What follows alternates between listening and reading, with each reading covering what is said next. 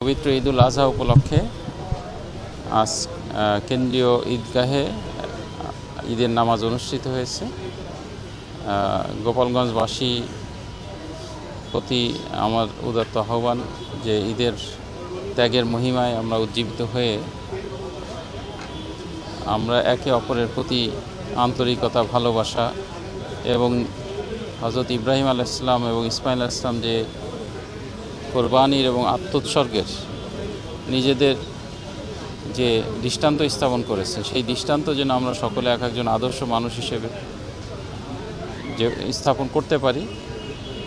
সম্প্রীতি, ভালোবাসা, আন্তরিকতা এবং সকলের মধ্যে একটি বৈষম্যহীন বাংলাদেশ তৈরি করার ক্ষেত্রে যেন অবদান রাখতে পারি, এই আশাবাদ ব্যক্ত করছি।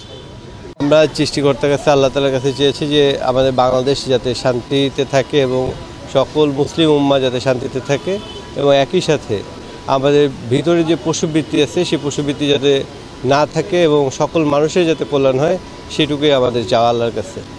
আজকে আমি ঈদগাহে এসে ঈদের নামাজ পড়ছি। আল্লাহর কাছে আমি চাইছি সব মুসলমানরা জানি, হিন্দু মুসলমান সবাই জানি একসাথে মিলেমিশে থাকতে পারে। প্রিয় গোপালগঞ্জবাসী, আসসালামু আলাইকুম। আমি আজকে আমার নানার জন্য দোয়া করেছি, আর আমার নানুর জন্য দোয়া করেছি, আমার দাদুর জন্য। ঈদ হলো খুশির একটি দিন এবং আমাদের নবী, প্রিয় নবী ইব্রাহিম আলাইহিস সালামের যে ত্যাগ স্বীকার, তারই একটা বহিঃপ্রকাশ। আমরা আমাদের সন্তানদের আমরা কুরবানি দেওয়ার জন্য আল্লাহ তাআলা ইব্রাহিম আলাইহিস সালাম যে ঈদ দিয়েছিল, তার ফলশ্রুতিতে আমরা একটা দুম্বার কুরবানি দিচ্ছি, পশু কুরবানি।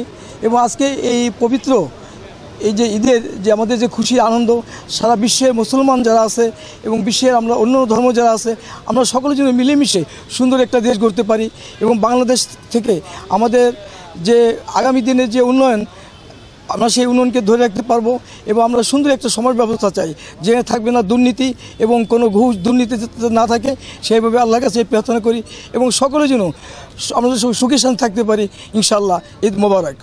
প্রতি বছরই হচ্ছে ঈদে এখানে নামাজ পড়ি।